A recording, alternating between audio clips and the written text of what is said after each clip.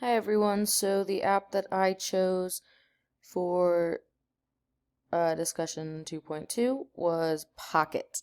And at first glance, this app that's available on phones, computers, tablets, everything, just seems like a collection of articles that you could also find by doing a Google search. But that's not true.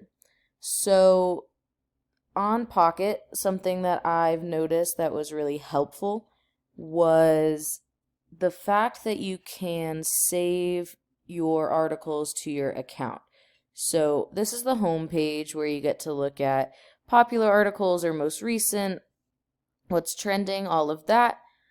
And then they'll show up in this area called My List.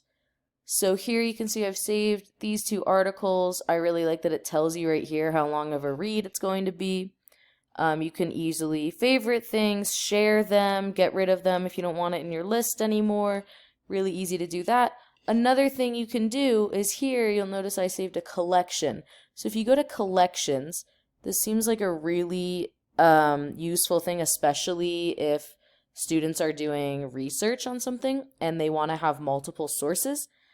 You can just search for a topic, and if you click on a collection like how cultural forces shape parenting around the world, you'll click on that, and underneath there are all of these different articles that fit into that category, which is really interesting. So if you find a topic that you like, they'll all be in a collection together. You can also search for things that are trending, or you can search different topics here. So there are a bunch of options there. Like if you click on education, here we go. So there are a bunch of different ways to do that.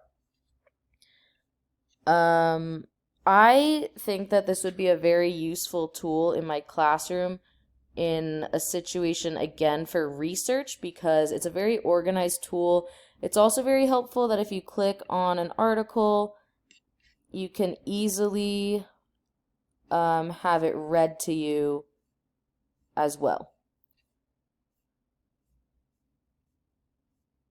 So that's a very helpful tool that we have there. I don't know if you can do this on your computer, but on a phone, on the app I was using, you're able to change the font, the color, the brightness, the background, all of that to make it more suitable for you. I know that it's easier to use the read aloud tool if you're on your phone. I haven't used it on my computer yet.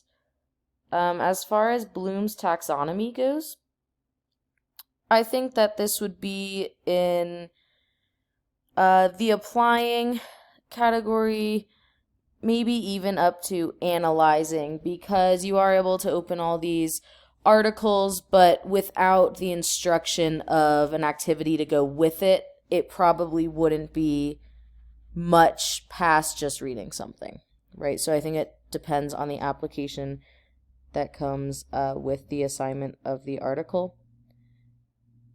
And overall, I really enjoy this app. I think that it's nice that students can get it on their phone. It's quick, it's easy. It tells you how long it takes to read. It can read to them.